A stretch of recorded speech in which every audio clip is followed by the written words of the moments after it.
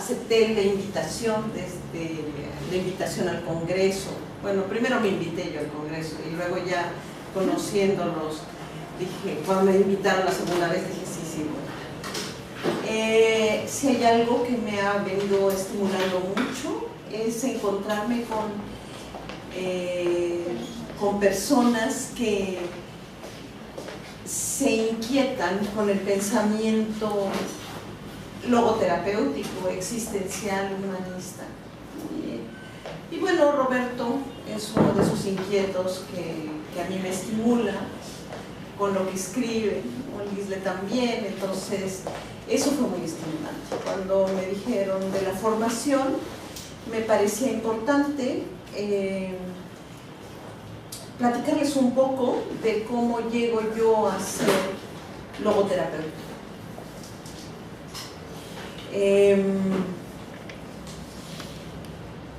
La logoterapia es...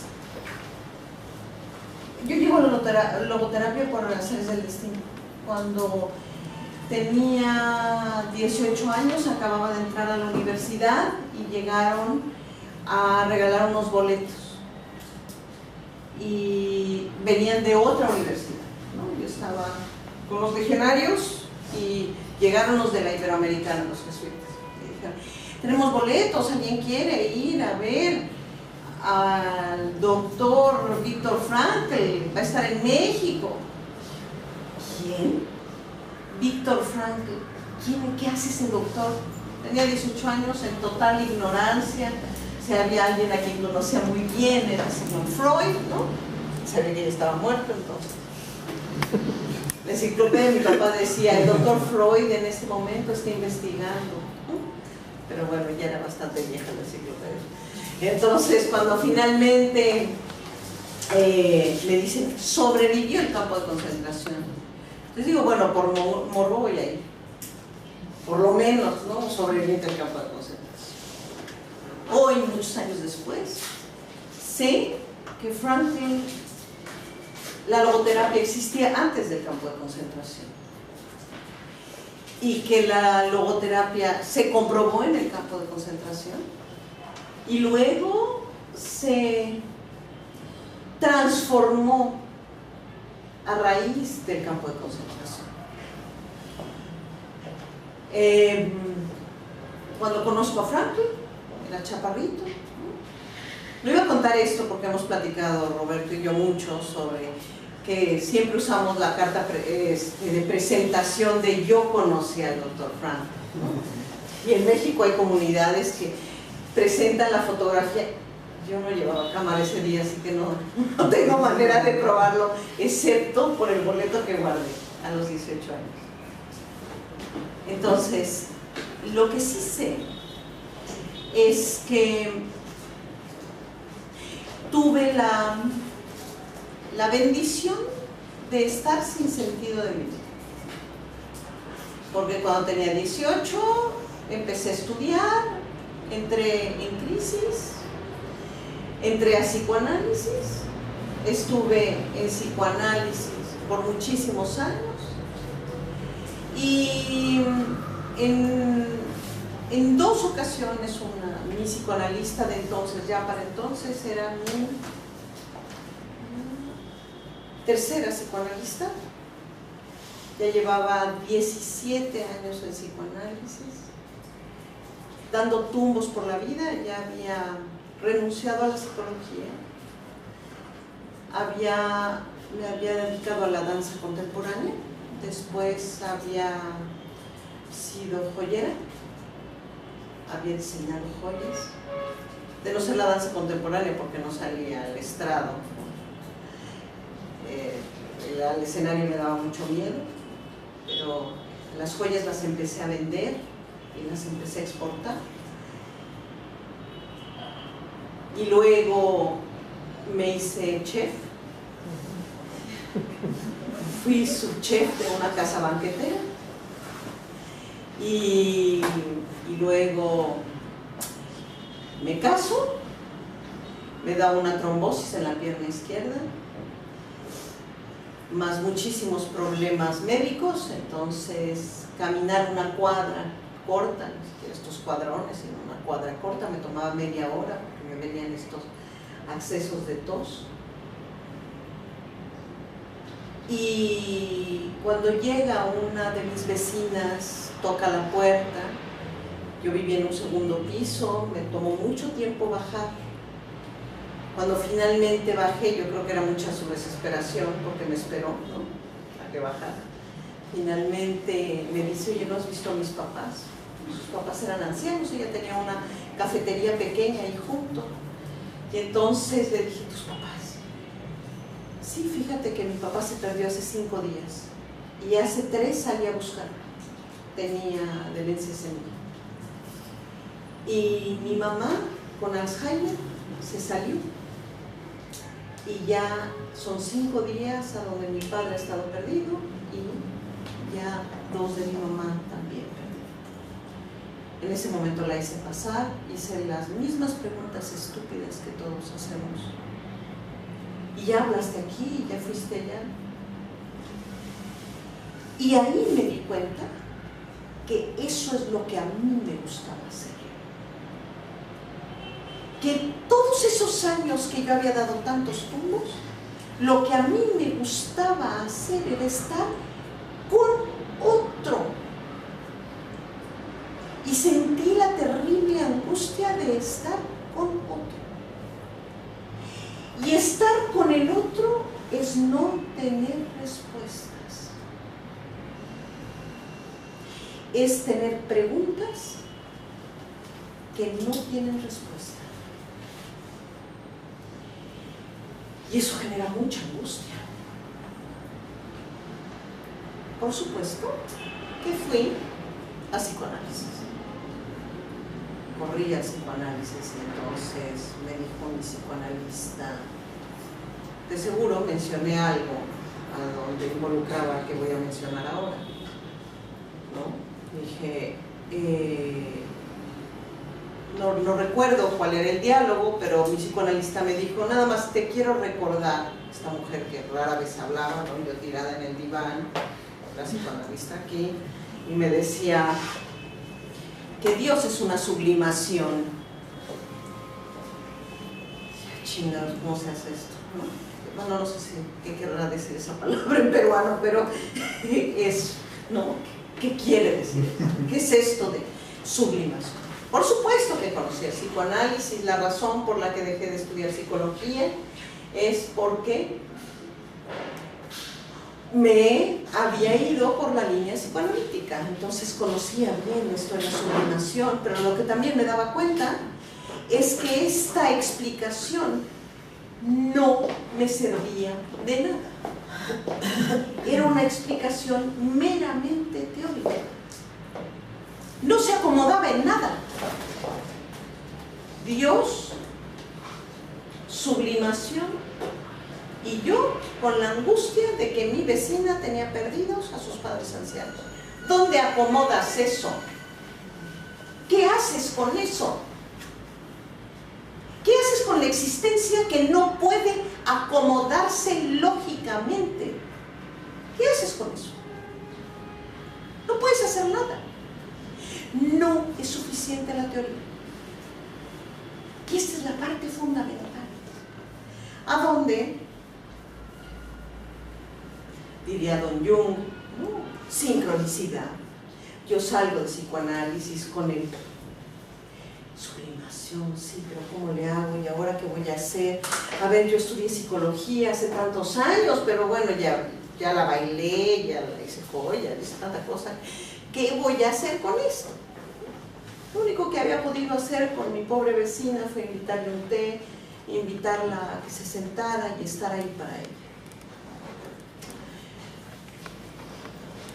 Tenía un bocho, no un Volkswagen, y voy pasando con mi bocho ahí junto a un edificio que me llama la atención como está pintado. Era gris oscuro con los marcos en morado. Y entonces, cuando volteé a ver y dice Sociedad Mexicana de Análisis Existencial y Logoterapia, en ese momento dije: ¡Víctor Frankl! ¡Víctor Frankl! El sobrevivió el campo de concentración. ¿Cómo le hizo? ¿Qué hizo? ¿Qué hizo? entonces echaba yo tarjetitas por abajo de la puerta y resulta que no me llaman. Por favor, comuníquese conmigo. ¿Qué libros recomiendan? ¿Tienen algunas publicaciones? ¿Qué podemos hacer? Pues seguramente ustedes llegaron a este espacio por razones parecidas. Entonces, un día encontré abierto. Claro, ya para entonces ya estaba otra vez regresando a sesiones de psicoanálisis de 2 veces por semana, porque la angustia estaba aumentando. No había respuestas. Para entonces veo abierto, entro y me dicen las clases comienzan mañana. Dije, oye, he echado tarjetitas. Ah, usted es la de las tarjetitas. Sí, señor, yo soy la de las tarjetitas. ¿Por qué no me han hablado? Ay, no, pues yo las tiro a la basura. Es que no se le entiende a su letra. Oiga, pero déselas a alguien que sepa leer. Yo sé que escribo feo, pero finalmente me dicen, mire, lo que vamos a hacer es que véngase usted mañana que le hagan una entrevista porque hay un diplomado. Ah, hay un diplomado. Todo esto me lo estaba diciendo la persona que se encargaba de la limpieza. Llegué, entré y me quedé.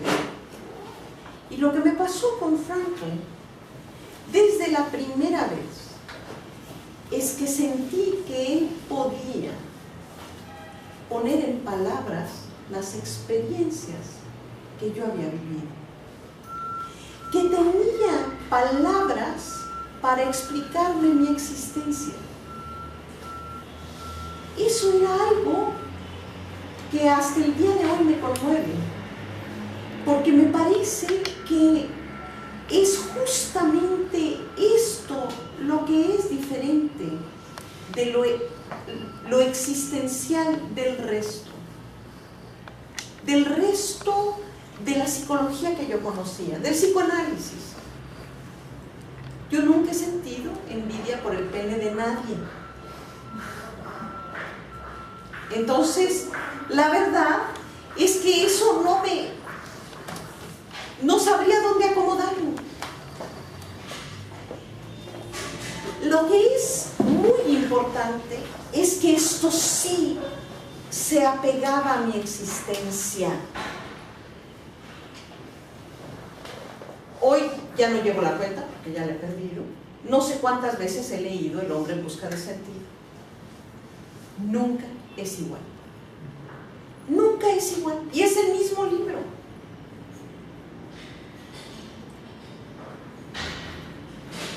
Siempre los regalo, así que nunca sé que subrayé la vez anterior. Pobre de la gente a la que se los regalo, ¿no? Ve la existencia de Cuca en ese momento. Pero así es, cambia. Entonces, con la invitación del día de hoy y de los días que vienen, a donde los quiero invitar es al trabajo que he venido haciendo yo como logoterapeuta. Como logoterapeuta, a quien tampoco le bastó la logoterapia. Y entonces entré a hacer todo lo otro existencial que he venido haciendo, ¿no? La psicoterapia existencial con Jackie, para quienes ya han tenido a Jackie, ya conocen a Jackie, ¿no? Y a Lengle, ¿no? Con Alejandro Velasco, que también lo tendrán, yo espero que en noviembre esté aquí Alejandro. Entonces, lo que es importante para mí es cuando me tocó dar clases de logoterapia. ¿Cómo fue mi formación como logoterapeuta? Bueno, la Sociedad Mexicana de Análisis Existencial la formaron las personas que conocieron a Viktor Frankl en 1978. No es cierto. Sí, 1978, sí. El 8 de noviembre de 1978. Entonces, las personas que conocieron a Viktor Frankl entonces deciden que quieren hacer logoterapia. Y entonces se unen y empiezan a hacer el trabajo de logoterapeuta. ¿Cómo? Como Dios les dio a entender. Porque si hay algo que hace Frankl, es que Frankl no escribe como le hace él. No nos dice cómo hace logoterapia. Frankl nada más nos dice, lee mis libros y puedes llegar a ser logoterapeuta. No. ¿Y cómo se hace eso? Pues lee mis libros. Entonces, ¿cómo le he hecho yo? Bueno, lo primero es, vi mucha torpeza en mis profesores. Mis profesores empezaron a mezclar diferentes técnicas para ayudarse a hacer logoterapia. Lo que me fui dando cuenta es que a la hora de estar en el trabajo logoterapéutico, la técnica a veces me saca del encuentro. Y finalmente, Frankl lo que hace es arte. Frankl crea diferentes maneras de encontrar el sentido en cada encuentro. Y esto se da, ahora la psicoterapia existencial lo llama co-creación. Frankl también hablaba de co-creación. Frankl también hablaba de esto que no le gustaba, por ejemplo, con el desarrollo humano. Con Maslow dice, no, yo no quiero ser llamado humanista, porque autoactualizarse no es suficiente. Es un hombre que se dedica a verse el ombligo. Maslow finalmente hace transformaciones en la pirámide después.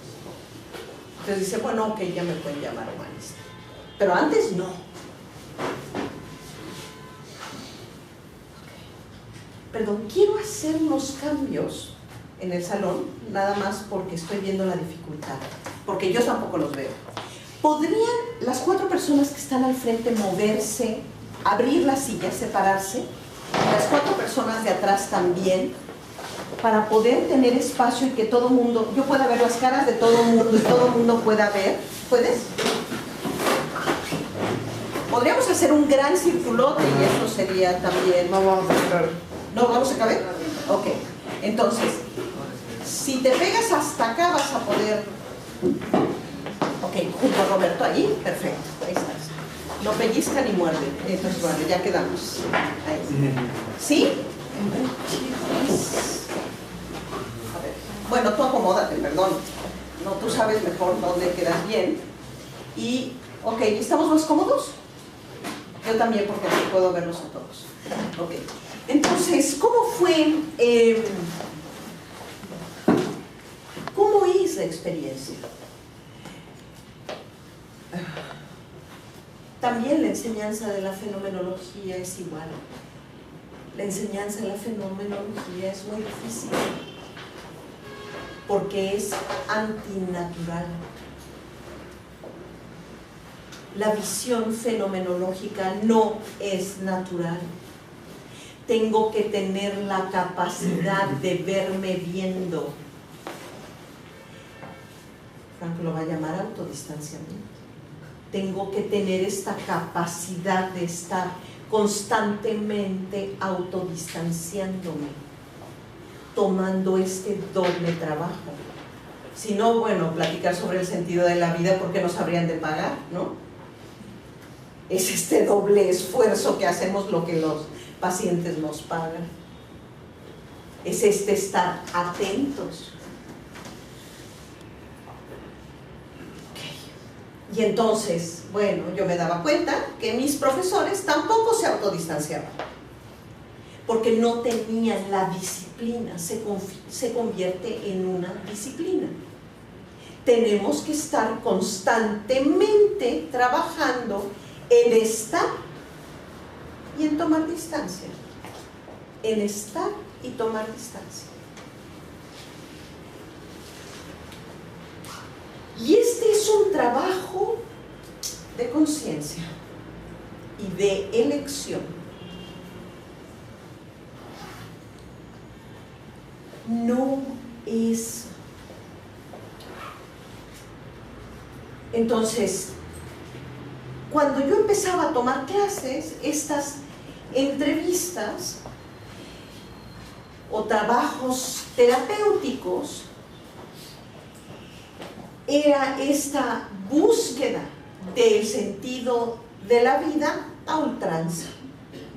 Sí, pero ¿para qué te estará pasando esto? ¿Para qué? Rapidito, que salga aquí. Sí, te robaron el coche, pero ¿para qué te lo habrán robado? ¿Cuál es el sentido? ¿Cuál es el sentido? Y entonces este sentido a ultranza es una barbaridad.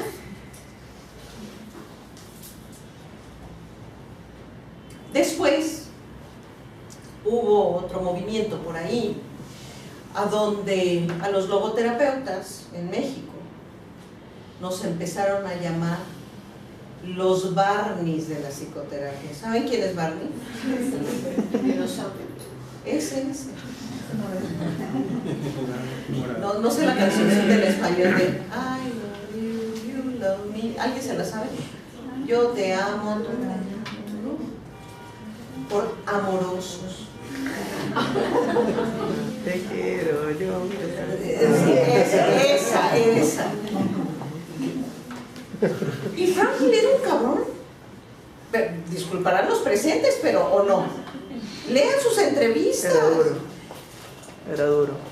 Y entonces Franklin de repente decía que cuando llegó aquel otro doctor y le dijo: doctor, fíjese, es que murió mi esposa y la estoy sufriendo mucho porque ella murió y fueron 50 años de estar juntos.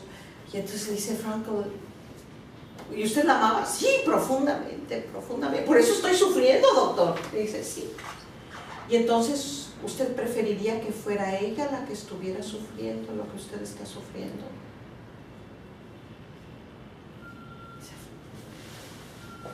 No, prefiero yo sufrirlo por ella. Eso es amar. Eso es amar en Franklin. No es el camino fácil. El sentido de la vida no es fácil, no es sencillo. A veces no es dulce. El sentido de la vida da plenitud. Y la palabra viene del latín. Pleno, pieno, lleno de mí, va a estar lleno de mí. Pero no va a ser dulce o sencillo o suave. Bueno, tenemos que empezar a hacer otro tipo de logoterapia.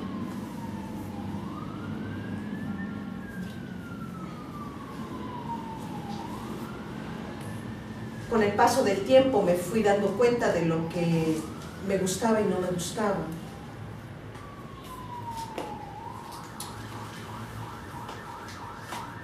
Cuando doy clases de logoterapia, doy nada más logoterapia. Cuando hago otras cosas. Un poco Roberto les platicó qué es lo que hago en psicoterapia. Lo que sí tomé como definitiva postura fue ser terapeuta existencial. Ya no podía yo hacer otra cosa. Ya no podía estar en otro paradigma de hombre. No podía estar en un paradigma de un ser bidimensional. Ya no podía hacer psicología tradicional. Y entonces empecé a buscar recursos.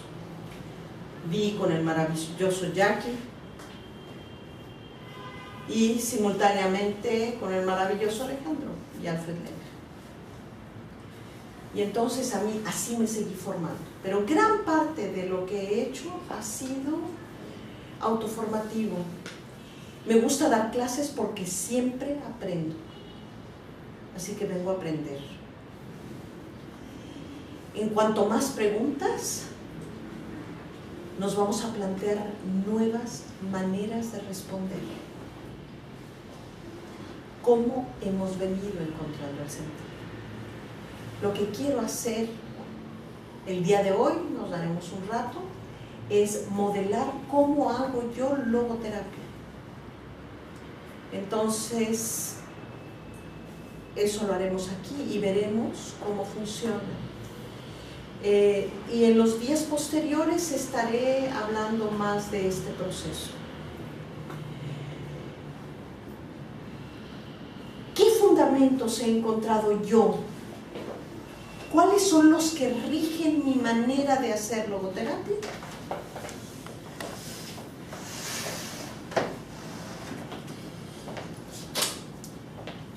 La logoterapia siempre se hace en el aquí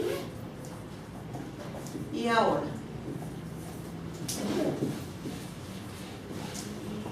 No la hacemos en el allá y el entonces.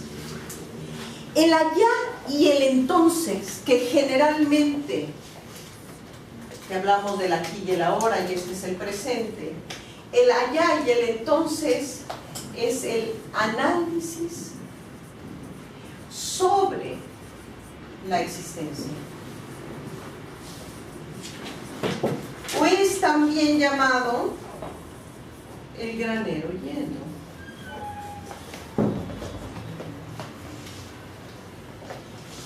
Eso es el allá y el entonces. Y está ahí porque es este espacio donde yo he sabido ser. La otra característica que para mí es importante es que trabajamos con un Dasein, es decir, con un ser ahí, con un ser en el mundo.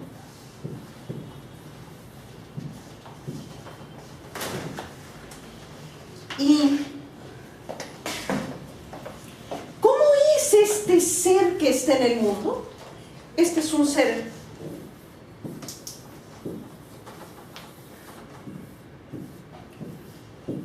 ya lo han visto hasta el hartazgo, ¿verdad? Es un ser tridimensional. Su dimensión física, su dimensión psíquica y su dimensión espiritual. Para mí estos son los fundamentos con los que trabajamos los logoterapeutas. Es decir, este es nuestro paradigma. Faltan cosas, las iré completando. Esto lo hace ya existencial. Es un ser existente. Pero yo les pregunto a ustedes, ¿qué es el sentido?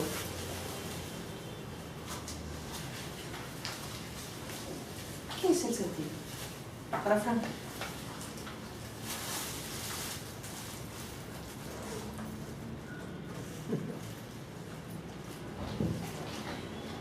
Roberto, puedes salirte y ahorita nos van a decir.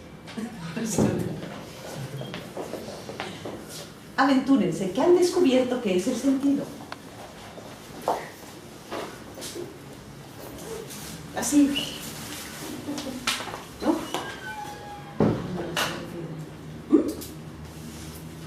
Hay una definición que a mí me gusta, porque tampoco quiero angustiarlos, al rato los voy a angustiar, pero ahorita no. Una que a mí me encanta, la usa Fabri, pero Fabri dice que es de Frank, tal cual. Es la respuesta existencial que le doy a la vida. Eso es el sentido.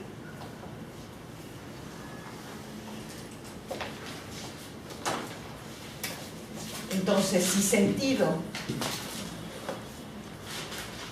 No, perdón. Soy disléxica y aparte distraída.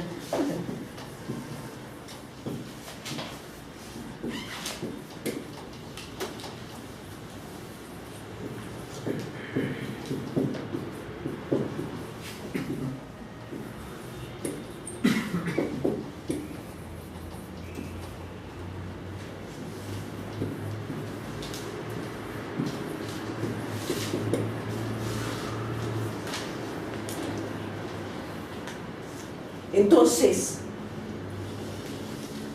respuesta existencial.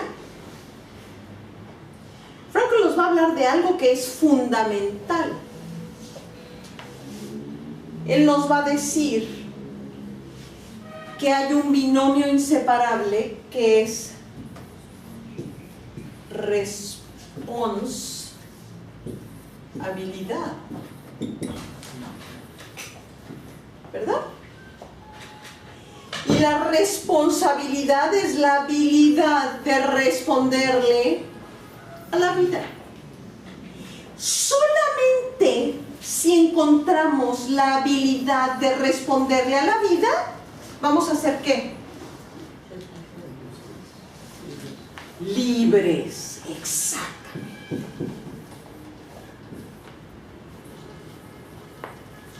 Vamos a encontrar la libertad.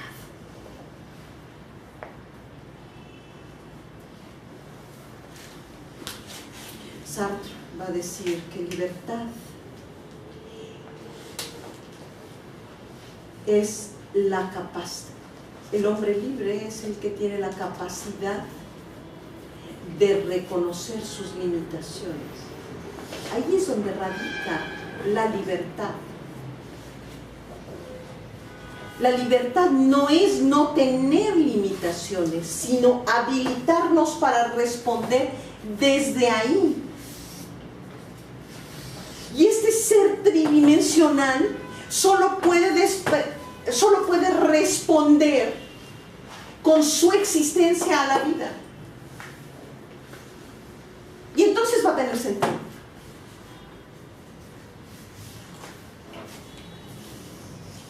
Y solamente lo puede ser en el aquí y en el ahora.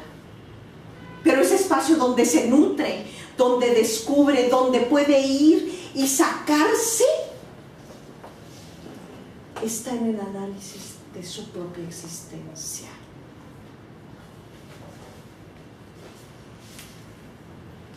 ¿Cómo estamos hasta aquí?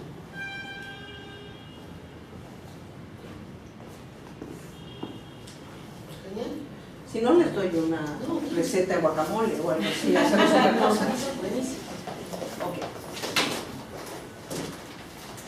Entonces, ¿cómo le hacemos? Hay algo que a mí me ayudó muchísimo y está en la tercera, como en la quinta hoja de... A ver, primera pregunta. ¿Qué libro llevaba escondido? Este es de trivia, ¿eh? ¿Qué libro llevaba escondido Viktor Frankl en el abrigo cuando lo meten al campo de concentración? ¡Ting! ¿Qué libro ya había escrito? Es donde toma postura frente al doctor Freud. Y una clave. Exactamente. Psicoanálisis existencialismo. Un punto y un punto. Ok, psicoanálisis existencialismo. Ahí dice, y con letras muy pequeñas, que lo que él va a llamar la dimensión espiritual tiene un lenguaje que es prelógico.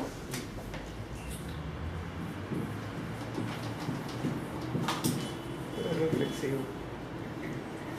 Pre-reflexivo, exactamente.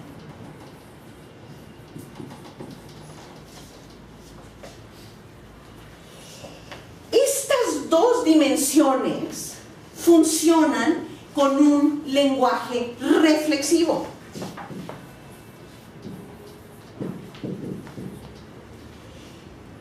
Es decir, con un lenguaje lógico. Es decir, con un lenguaje de causa-efecto.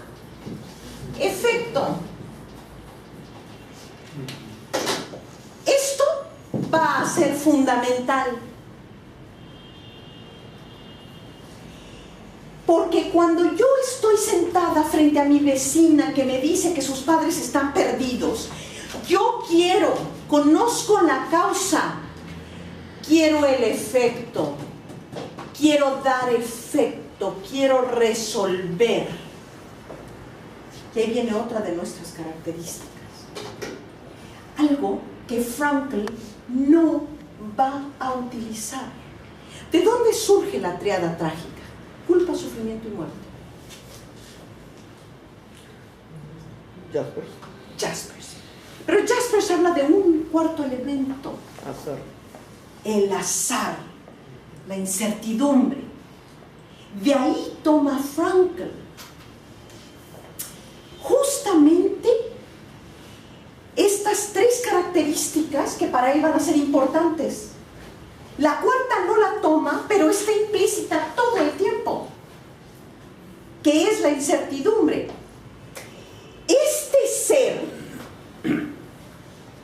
Este ser en el mundo es un ser que tiene certezas. ¿Cuáles son las certezas? Tacatatán. La muerte. Se va a morir. Sí. Va a sufrir. Y se va a sentir culpable. Y la otra es, va a vivir en la incertidumbre. Este mundo es incierto.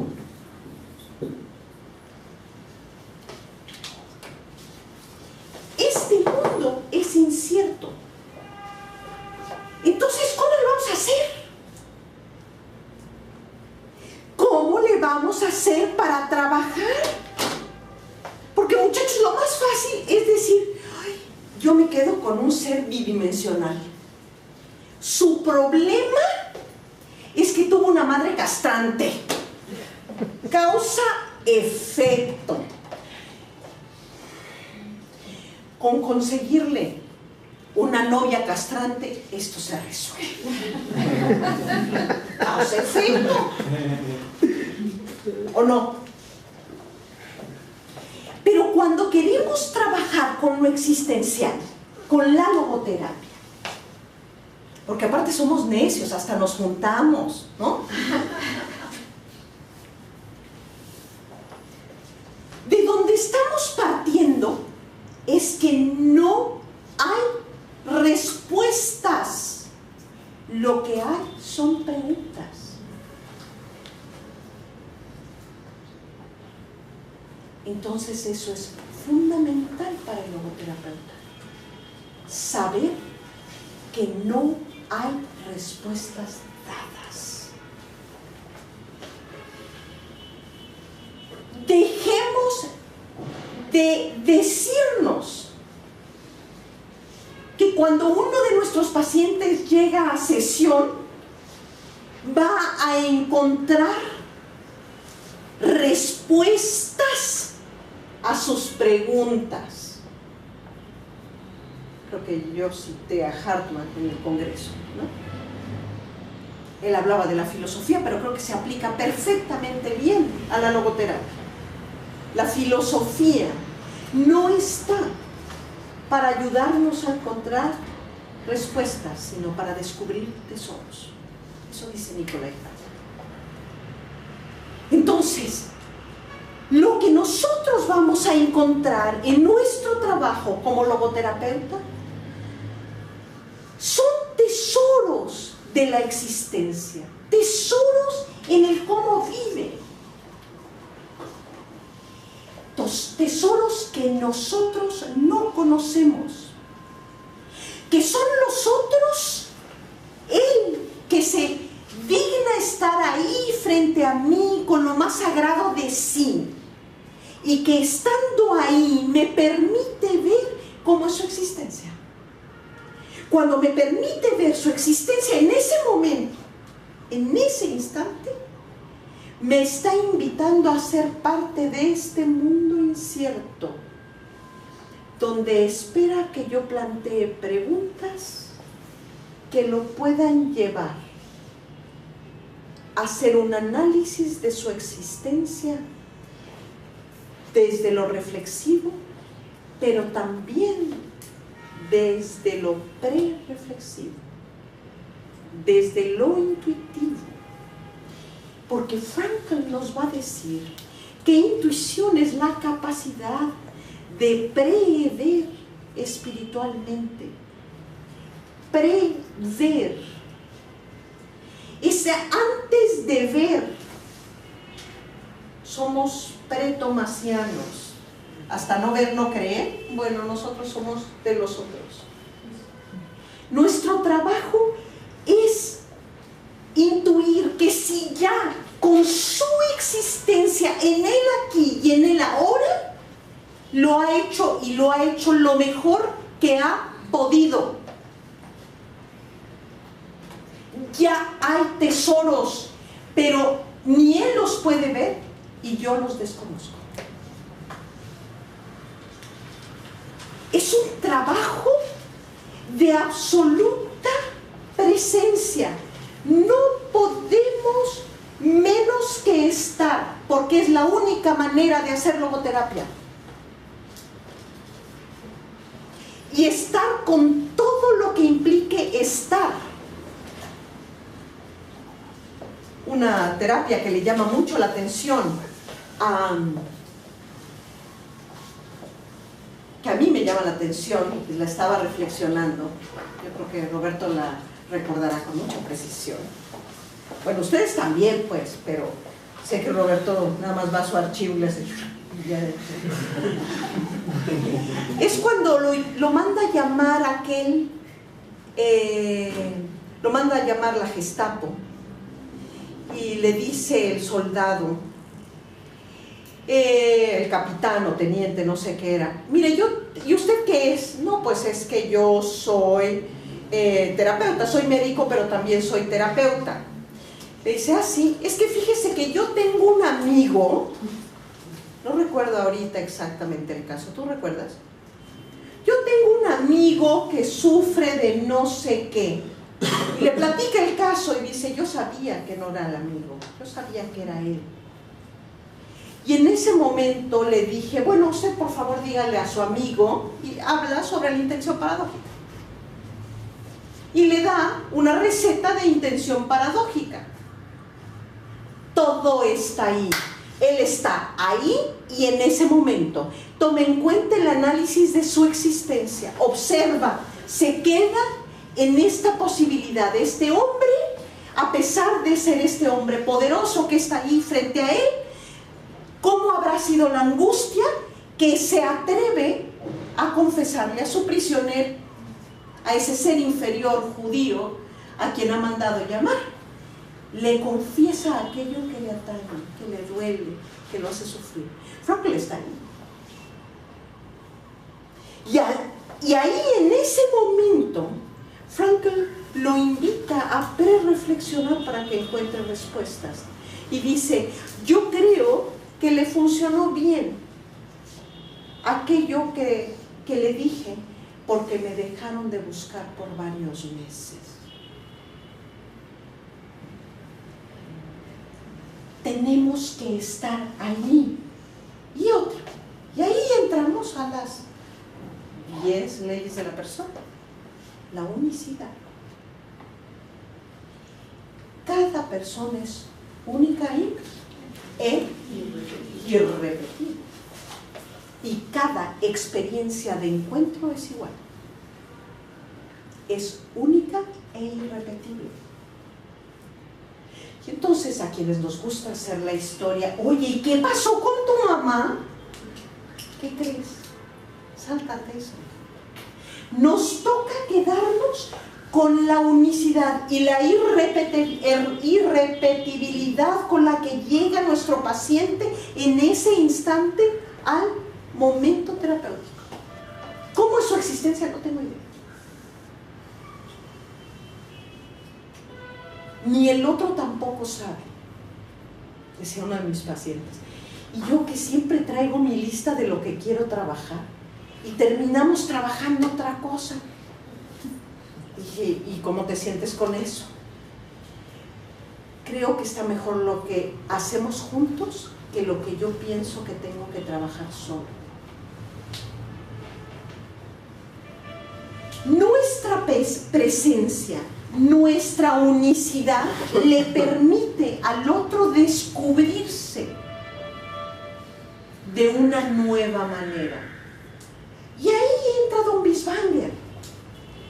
Porque en Frankl yo no he encontrado una definición como tan precisa como la que me gusta de Wismander. Salud es la amplitud del ser en el mundo. Este ser puede ser siempre más amplio de lo que se vive, pero a veces no encuentra maneras. Si nuestra presencia estrecha a nuestro paciente, estamos haciendo iatrogenia. Lo que toca es que nuestra presencia debe de ampliar el mundo del otro. Y se refiere a este Dasein, a este mundo, a esta manera de estar, que se pueda ver de otra forma. Y si se dan cuenta, estoy entretejiendo la logoterapia en lo existencial. Todos estos recursos están ahí en Frankl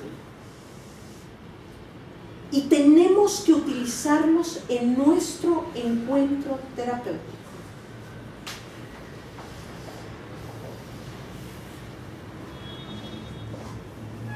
Lo prelógico, lo prereflexivo.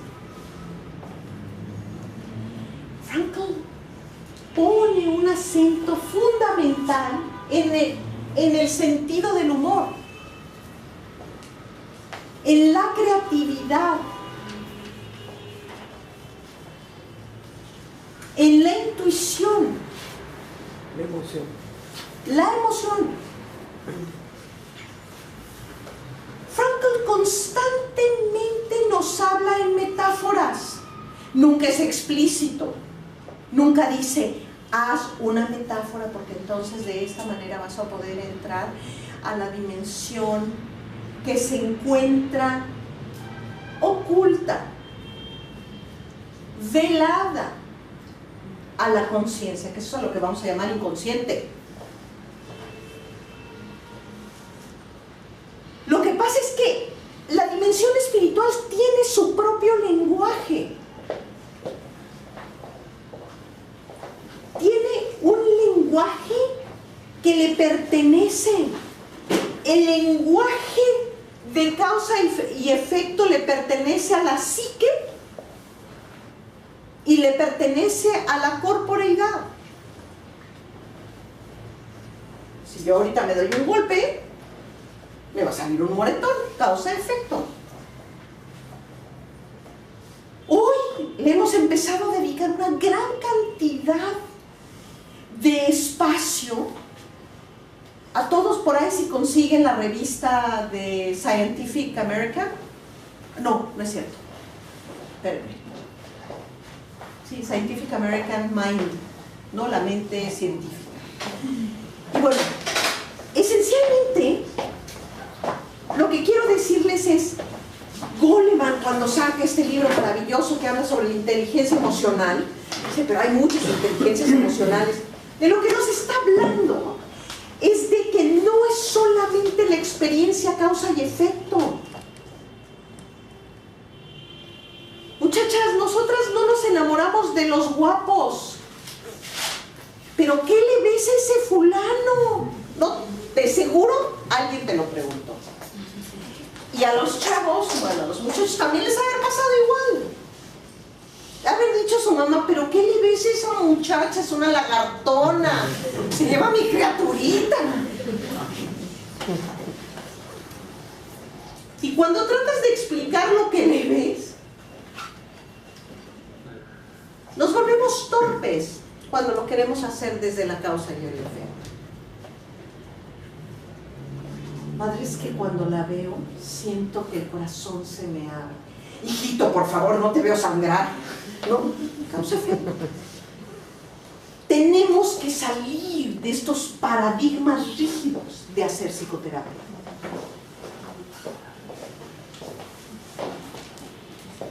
Entonces, tenemos que poder entender que la logoterapia tiene los recursos de las conceptos filosóficos. Esencialmente, ¿de qué nos habla? Pues esto del aquí y el ahora, de un lenguaje reflexivo y uno prerreflexivo, del Dasein, del ser en el mundo, de la tridimensionalidad. Todo es existencial. Y entonces,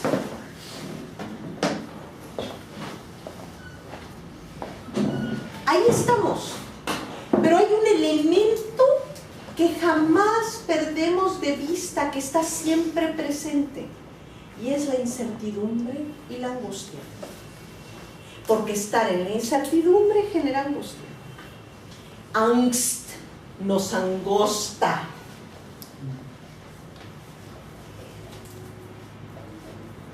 Sí hay poca agua, pero tengo que regar las plantas. ¿Qué le hago a la manguera para regar a las de hasta allá? ¿Qué?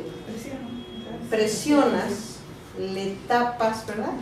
Decimos la luz de la manguera, la angostamos.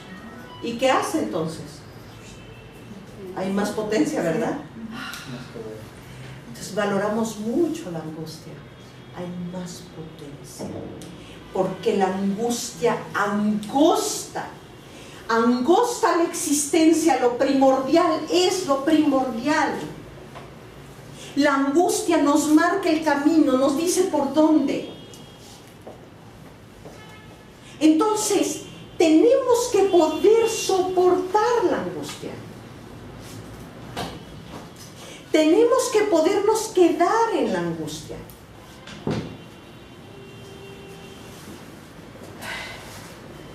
A veces queremos que nuestros pacientes se vayan cómodos para que regresen en la próxima sesión, si no, ¿con qué pago el consultorio? No se va a ir. Y nos va a pasar lo mismo si lo confrontamos, ¿no? ¿Y qué tal si ya no viene? Yo tenía una alumna quien supervisaba, que cada vez que confrontaba a su paciente tenía yo la llamada en la noche. Ay, es que si ya finalmente lo que supervisa, ya se lo dijo, pero a ver si regresa. La sorpresa es que regresaba. Y regresaba con un mundo más amplio, como un ser más fuerte, con muchos más recursos, porque aquello que estaba inconsciente se hizo consciente. Frankl va a hablar de una manera de explicarnos aquello que es inconsciente. Nos dice que no sabemos cuánto amamos, cuánto somos capaces de amar hasta que amamos. Esa es la inconsciencia. Es que está ahí el recurso, pero no lo hemos utilizado, porque la existencia no nos ha pedido que hagamos uso de ese recurso. Y pasa lo mismo con la creatividad, y pasa lo mismo con la intuición, y pasa lo mismo con la responsabilidad y la libertad y la elección. Los valores. Por supuesto, los valores. Hay valores que ni siquiera sabemos que tenemos, que han venido guiando nuestra existencia. Lo que consideramos que es valioso. Entonces, si todo esto está ahí, ¿cómo le hacemos?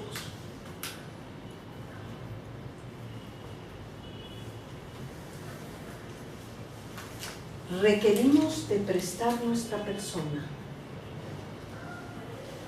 El logoterapeuta que se queda atrás de la teoría es un cobarde. Porque en ese momento no te quieres dejar interpelar por la existencia del otro. Lo que quieres es mantenerte aséptico. Si sangra, que no salpique.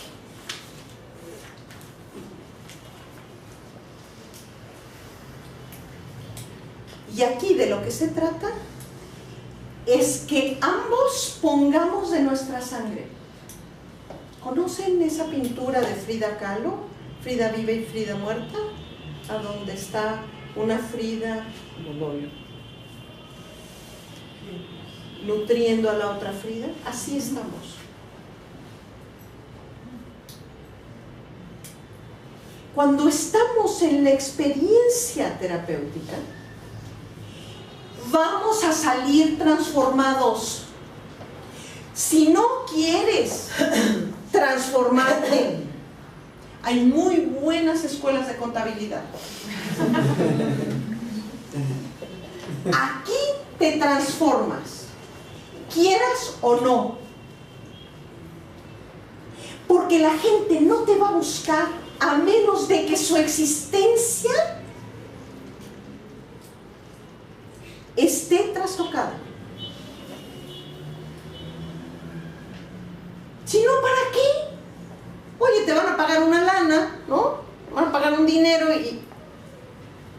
¿y qué esperas? Que te venga a contar qué. Y aún en el gozo te va a trastocar. Yo recuerdo ahora es una gran terapeuta, es una mujer a la que admiro mucho, pero hace, no sé, 10 años la llevaron conmigo, una chica guapísima, la llevó el novio, me dijo, pues, mire, me dijeron que usted era buena, pero ella, a ver, ¿usted qué hace con ella? Porque ella ve un par de pantalones y se va atrás de ellos. Dije, claro, tendrían que estar los dos en terapia, pero bueno. Y entonces, recuerdo que empezamos a trabajar. Yo la veía florecer y florecer y florecer. Y empezó a descubrirse a sí misma y era una maravilla. Entonces llegó un momento donde le dije, bueno, yo creo que estás fuerte, te veo como jamás imaginé verte, pero verte así. A mí me sorprende cuán amplio es tu mundo. Y me dijo, un momentito. Yo, a un mundo en el que me siento fuerte y bien, ya he llegado antes. Lo que pasa es que yo no he sabido permanecer. Me meto el pie, me lastimo. Quiero que ahora me acompañes en el gozo, en el bienestar, en la alegría. ¿Cuánto aprendí yo con esa sesión? A mí también me trastocó. A mí me enseñó a recuperar mi gozo, mi alegría, mi bienestar. Estamos acostumbrados a focalizarnos en lo patológico, ¿no? Es que parece que somos los expertos en la triada trágica y los valores de creación y de experiencia, ¿dónde quedaron? Claro. Se ve como algo atípico, ¿no? Sí. Y deberíamos de ser estos gozosos. Frankl nos habla constantemente de su manera de gozar. Ahí hay relatos en todos lados. Antes de una conferencia yo me tomaba un capuchino. No los capuchinos que nos tomamos aquí. Un capuchino es un café express triple que queda del color de los hábitos de los capuchinos. Siempre nos está hablando de esto, de trepar montañas, de salir a caminar. Siempre nos habla de esto. Es el gozo, es el bienestar, es el placer. Entonces, ¿cuántas cosas hemos de aprender ampliando nuestro ser en el mundo? Muchísimas.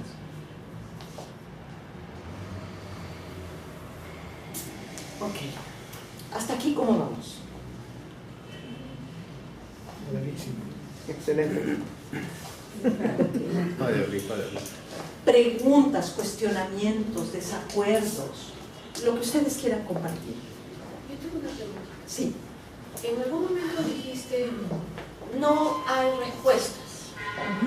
Sin embargo, el sentido es la respuesta existencial que le doy a la vida. ¿Me puedes aclarar? Sí. Fíjate, cuando hago esas afirmaciones me refiero a las respuestas lógicas, meramente lógicas. Al 2 más 2, 4. Este sentido, esta respuesta existencial que le doy a la vida es de una plenitud que es lógica y prelógica simultáneamente. No es una fórmula. Sí, no es esta respuesta positiva, ¿no? Positiva en el sentido de ciencia positiva. Sí, a eso me refiero. Y gracias por... Sí. Otra preguntita. Sí. También dijiste que es la respuesta existencial que le doy a la vida, ¿no? El sentido. Pero también se habla de que el sentido está en la vida, no que yo se lo creo. Sería una de las posiciones que diríamos, ¿se lo creo yo? ¿Se me lo invento yo? ¿O la vida lo tiene y yo lo descubro? Fíjate, está en este Dasein.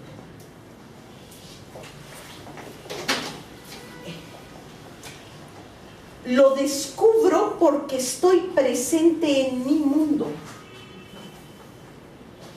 Porque es gracias a esta tridimensionalidad que lo develo.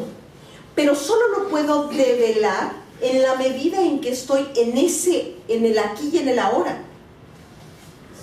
En la medida en que estoy presente. Pero tiene las implicaciones de que no puedo responder más que existencialmente.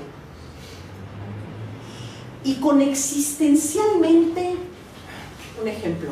Es estar en situación siempre. Siempre. Claro, no es una respuesta, digamos, oral como una forma. Exactamente. Es una respuesta de actual. Actitud, elección. Sí.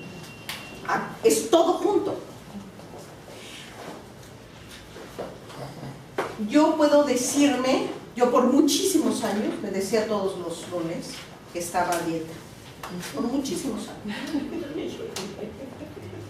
Entonces yo todos los lunes amanecía a dieta. Ya para la tarde del lunes, que se atravesaba la necesidad de algo dulce,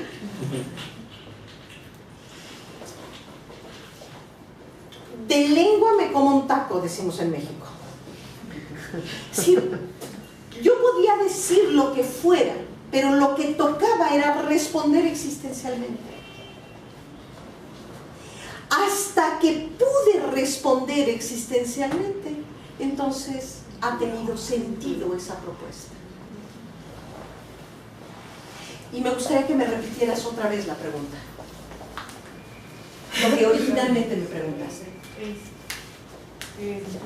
Pregunté que si la respuesta es lo que nosotros le damos a la vida o la vida te presenta el sentido que significa. No hay separación. Es que están unidos, es este ser en el mundo. Y es, porque aquí estamos hablando del Dasein, pero también está el Dasman, este ser no consciente. ¿Cuál es la diferencia entre estar vivo y estar existente? La conciencia de sí mismo, de la propia existencia. Exactamente. La conciencia. Y las circunstancias. Vivos estamos todos. Tócate, ¿no? Te late el corazón, ¿no? Pero existente solamente si estoy consciente de que estoy consciente. Y que estoy consciente aquí, en esta existencia. Entonces, este giro copernicano, que le va a llamar Franklin, ¿no? Es este responderle a la existencia, implica saberme en la existencia, saber que estoy en esta existencia, que es mi existencia. Es estar presente en este existir, en este salir, en este mi mundo. Ortega se llama el yo y sus circunstancias, ¿no? El yo y sus circunstancias. No solamente consciente de sí, sino de la limitación, de la posibilidad, de las situaciones. Exactamente. Entonces,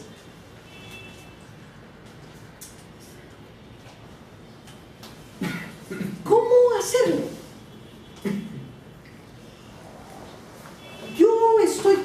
más cierta que lo único que hacemos en terapia es ampliar la conciencia. Porque yo nunca he ido a la casa de la suegra de mis pacientes a decirle, señora, pórtese mejor, mira, mi paciente es encantadora, ¿no? Jamás. Es ampliar la conciencia. Es estar ahí, aprender a quedarte contigo. Esto que dice Sartre, que es maravilloso, ¿no? Quien estando consigo mismo se siente solo, está en muy mala compañía. La intención es que todos aprendamos a ser muy buena compañía de nosotros mismos.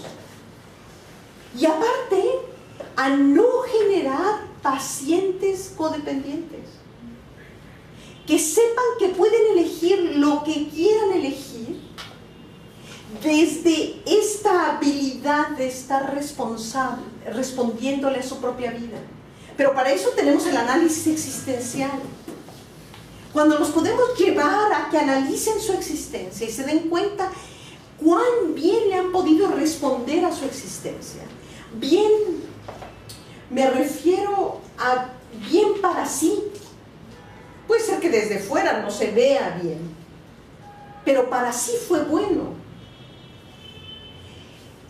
Entonces, cuando pueden regresar a observarse, van a vivirse en libertad y les vamos a hacer poca falta. Poca falta como profesionales, pero sin duda nos recordarán con amor, porque nos atrevimos a caminar por donde otros no quieren caminar.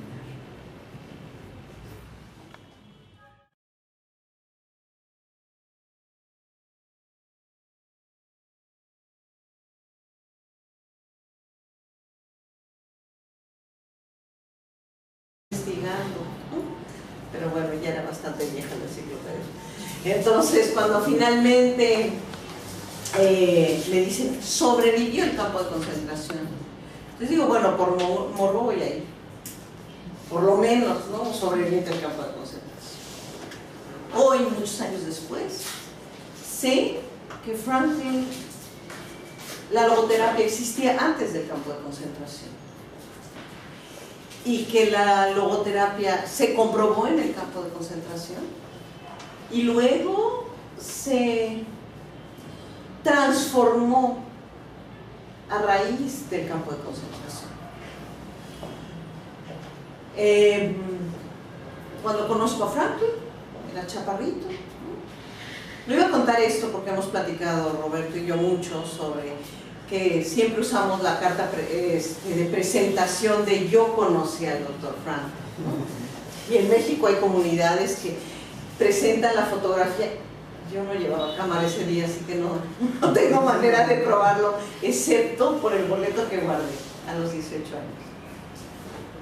Entonces, lo que sí sé es que tuve la bendición de estar sin sentido de vida.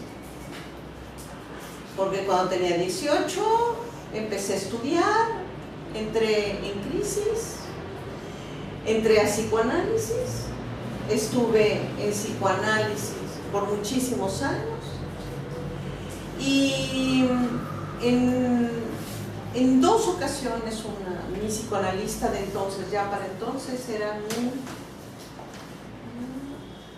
tercera psicoanalista, ya llevaba 17 años en psicoanálisis, dando tumbos por la vida, ya había renunciado a la psicología, me había dedicado a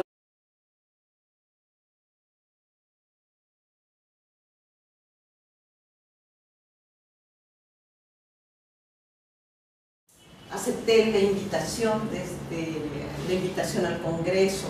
Bueno, primero me invité yo al Congreso y luego ya conociéndolos, dije, cuando me invitaron la segunda vez, dije, sí, bueno. Si hay algo que me ha venido estimulando mucho es encontrarme con personas que se inquietan con el pensamiento logoterapéutico, existencial, humanista. Y bueno, Roberto es uno de esos inquietos que a mí me estimula con lo que escribe, Lisle también, entonces eso fue muy estimulante. Cuando me dijeron de la formación, me parecía importante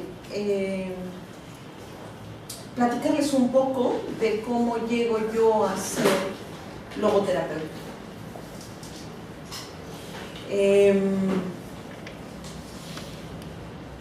La logoterapia es... Yo llego a la logoterapia por azares del destino.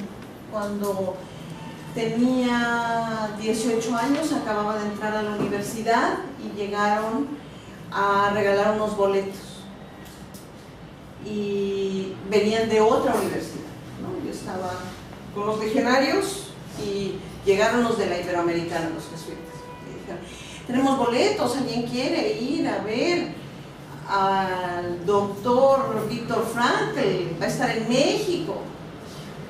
¿Quién? Víctor Frankl. ¿Qué hace ese doctor? Tenía 18 años, en total ignorancia. Si había alguien a quien conocía muy bien, era Sigmund Freud, ¿no? Sabía que él estaba muerto, entonces. La enciclopedia de mi papá decía, el doctor Freud en este momento está inventando. ¿Qué haces con eso? ¿Qué haces con la existencia que no puede acomodarse lógicamente? ¿Qué haces con eso? No puedes hacer nada. No es suficiente la teoría. Y esta es la parte fundamental. ¿A dónde? Diría Don Jung, ¿no? Sincronicidad. Yo salgo de psicoanálisis con el sublimación, sí, pero ¿cómo le hago? ¿Y ahora qué voy a hacer? A ver, yo estudié psicología hace tantos años, pero bueno, ya la bailé, ya la hice joya, hice tanta cosa. ¿Qué voy a hacer con esto? Lo único que había podido hacer con mi pobre vecina fue invitarle un té, invitarla a que se sentara y estar ahí para ella. Tenía un bocho, no un Volkswagen, y voy pasando con mi bocho ahí junto a un edificio que me llama la atención como está pintado, era gris oscuro con los marcos en morado. Y entonces, cuando volteé a ver y dice, Sociedad Mexicana de Análisis Existencial y Logoterapia. En ese momento dije, ¿qué? ¡Víctor Frankl! ¡Víctor Frankl! El sobrevivió el campo de concentración. ¿Cómo le hizo? ¿Qué hizo? ¿Qué hizo? Y entonces echaba yo tarjetitas por abajo de la puerta y resulta que no me llamaban. Por favor, comuníquese conmigo. ¿Qué libros recomiendan? ¿Tienen algunas publicaciones? ¿Qué podemos hacer? Muy seguramente ustedes llegaron a este espacio por razones parecidas. Entonces, un día encontré abierto. Claro, ya para entonces ya estaba otra vez regresando a sesiones de psicoanálisis de 2 veces por semana, porque la angustia estaba aumentando. No había respuestas. Para entonces, esos años que yo había dado tantos tumbos, lo que a mí me gustaba hacer era estar con otro. Y sentí la terrible angustia de estar con otro. Y estar con el otro es no tener respuestas. Es tener preguntas que no tienen respuesta. Y eso genera mucha angustia. Por supuesto que fui a psicoanálisis. Corrí al psicoanálisis y entonces me dijo mi psicoanalista, de seguro mencioné algo a donde involucraba que voy a mencionar ahora, ¿no? Dije, no recuerdo cuál era el diálogo, pero mi psicoanalista me dijo, nada más te quiero recordar, esta mujer que rara vez hablaba, ¿no? Yo tirada en el diván, la psicoanalista aquí, y me decía, que Dios es una sublimación. Chingados, ¿cómo se hace esto? Bueno, no sé qué querrá decir esa palabra en peruano, pero es, ¿no? ¿Qué quiere decir? ¿Qué es esto de sublimación? Por supuesto que conocí el psicoanálisis. La razón por la que dejé de estudiar psicología es porque me había ido por la línea psicoanalítica, entonces conocía bien esto de la sublimación, pero lo que también me daba cuenta es que esta explicación no me servía de nada. Era una explicación meramente teórica. No se acomodaba en nada. Dios, sublimación, y yo con la angustia de que mi vecina tenía perdidos a sus padres ancianos. ¿Dónde acomodas eso? La danza contemporánea. Después había sido joyera, había diseñado joyas. De no ser la danza contemporánea, porque no salía al estrado. Al escenario me daba mucho miedo, pero las joyas las empecé a vender y las empecé a exportar. Y luego me hice chef. Fui subchef de una casa banquetera y luego me caso, me da una trombosis en la pierna izquierda, más muchísimos problemas médicos. Entonces caminar una cuadra corta, ni siquiera estos cuadrones, sino una cuadra corta, me tomaba media hora porque me venían estos accesos de tos. Y cuando llega una de mis vecinas, toca la puerta, yo vivía en un segundo piso, me tomó mucho tiempo bajar.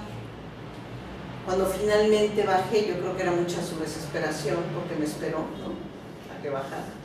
Finalmente me dice: oye, ¿no has visto a mis papás? Sus papás eran ancianos, ella tenía una cafetería pequeña ahí junto. Y entonces le dije: ¿tus papás? Sí, fíjate que mi papá se perdió hace 5 días y hace 3 salí a buscarlo. Tenía demencia senil. Y mi mamá, con Alzheimer, se salió. Y ya son 5 días a donde mi padre ha estado perdido y ya 2 de mi mamá también perdidos. En ese momento la hice pasar, hice las mismas preguntas estúpidas que todos hacemos. Y ya hablaste aquí, ya fuiste allá.